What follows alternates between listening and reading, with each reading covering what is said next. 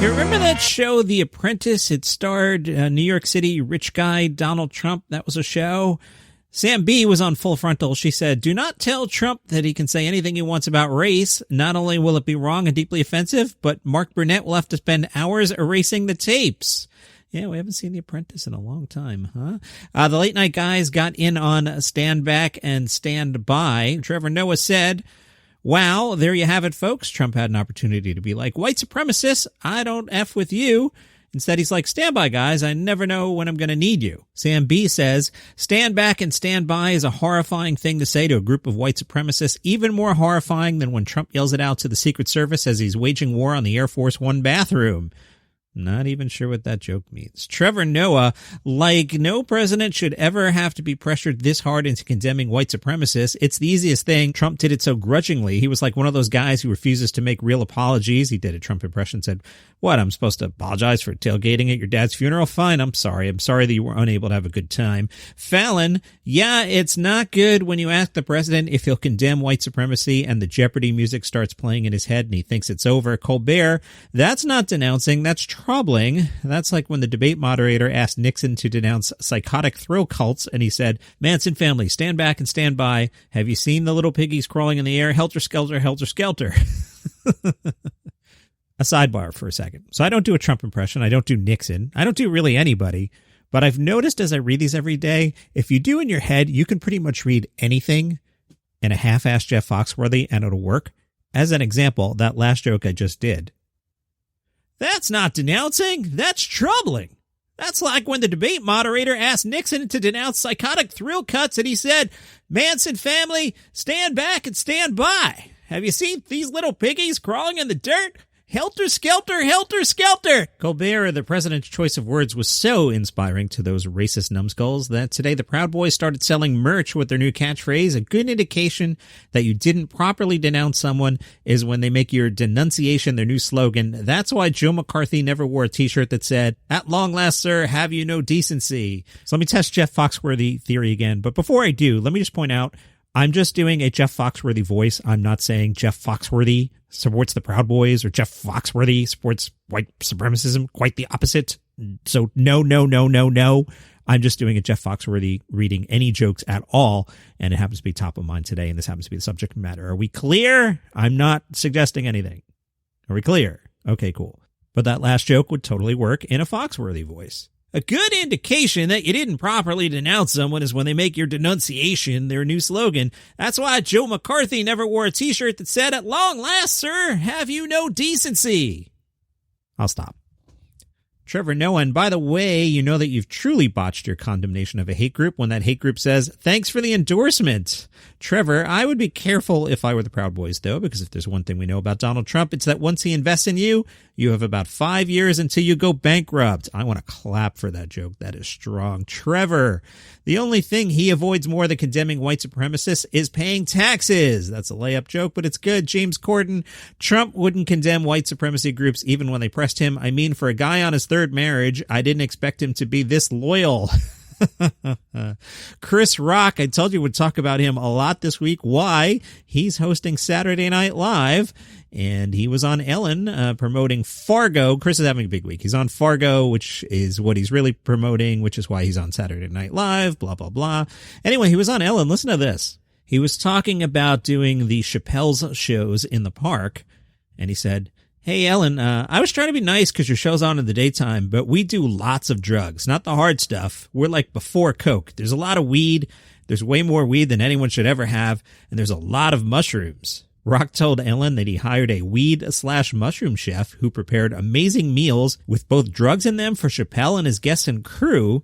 You can read all about this on Vulture if you don't believe me. Unexpectedly, this led to Chris Rock revealing the real reason, allegedly, that Tiffany Haddish cut off all her hair in July. Rock said Tiffany Haddish drank the mushroom tea and cut her hair the next day. And then Rock laughed. He said, "I know she likes to act like, oh, Common told me that he loved me with no hair. No. It was the mushroom tea talking." Ellen asked Chris if all the comedians were partaking in the tea, and he responded with pretty solid advice for anyone looking to give mushroom tea a shot right now. He said, "We're in a cornfield in a pandemic. What do you got to lose? What are you waiting for?" We're in a cornfield in a pandemic. What do you got to lose? What are you waiting for? See? From the laugh button, Weird Al watched the debates, and he is not going to let TikTok beat himself at his own game. So he released a new video. It's called We're All Doomed. It is auto-tuned stuff from the debate and Weird Al doing his thing. You can check that out. We're All Doomed by Weird Al, wherever you get your internet videos. Here's an interesting note. It was in the Hollywood Reporter's daily email that I subscribed to. So I got this around 10 a.m. on Thursday. And it said, Ben Stiller, Lily James, and Stephen Merchant are in advanced talks to star in Doug Liman's pandemic-themed heist movie Lockdown. And I'm like, that sounds like a great title and a great premise, and I really like Stephen Merchant, and Ben Stiller does his thing, and I don't even know who Lily James is because I'm old. And I was like, oh, let me click the link, but the link failed. So I don't know if that's just bad interneting or they weren't supposed to tell us about this movie, or I don't know, but I am way too busy this week to go investigate Ben Stiller, Lily James, and Stephen Merchant, possibly starring in Lockdown. Do you have the Oprah Winfrey Network? You probably do on your cable system there. I know you were like, hey, how come they don't have any cartoons on OWN? Well, good news, this from the grapevine. OWN is creating animated comedy shorts. Yay! Sincerely Camille follows a trio of women, Camille, Stacy, and Sarah, navigating life, work, and relationships in the throes of the 2020 presidential election cycle. This could get dated very quickly, OWN people. I'm just warning you. 3 friends, 3 different viewpoints, 3 varying approaches to evoking civic participation. The series follows the women's efforts to get their community informed, engaged, and inspired to act in one of the most important elections in American history. The satirical series, because it does sound hilarious, does it not, provides powerful insight and edgy social commentary on the current political climate and the choices black women face this fall. Have you noticed in the last 2 days some John Oliverisms have crept into my delivery? I noticed it when I recorded yesterday's show that I started doing these little asides, and I just did one there where I did and that sounds hilarious, doesn't it? Anyway, I like to admit who I'm stealing from. I also do the Conan O'Brien move where I'll be like, hey, here's a headline. Yeah, it says blah, blah, blah. That, total lift from Conan O'Brien. I admit it. Back to the OWN thing. You know I like mocking press releases. Well, we're always looking for unique voices and innovative ways to tell stories that matter to our audience, and we're excited that for the first time, OWN is creating animated comedy shorts with the talented storyteller Manura Sophia Jones. The series not only entertains and engages, but communicates a critical message about the importance of voting. Our viewers will instantly relate to these characters as they deal with the real-world issues and concerns impacting black women. It's a cartoon on OWN. And Vulture says, if you watch one thing today, let it be this: Seth Meyers interviewing a long-dead, newly discovered Egyptian mummy. Okay, I'm already in, but it turns out the mummy is actually Andy Samberg wearing toilet paper, and I love Andy's stuff. Everything he does is awesome, right? That's not me being sarcastic. If I had said Adam Sandler, that would have been me being very sarcastic. I actually love everything Andy Samberg. If you come over to my house right now, there's a really good chance that I'm watching The Bash Brothers on Netflix. Really good chance. Seth says, a few weeks back, 13 mysterious mummies were discovered in an Egyptian well. So Samberg's mummy shows up and says, sorry, but I just got woken up after 25 years of full-on snoozing. I mean, I was in a deep REM. Seth says, you seem pretty lightly wrapped for a mummy. And the mummy says, yeah, I'd usually have more, but got to conserve the TP because of the demic.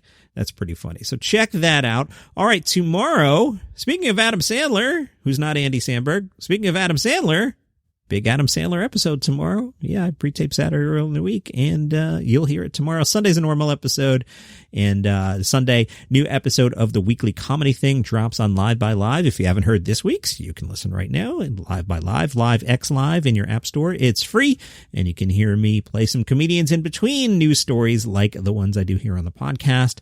And there are comedy stations over there as well. You can stream comedy all day long for free if you want. And that's it. As for this, thank you. Another big week of listening. Really appreciate it. Subscribe and all that, but you probably already do.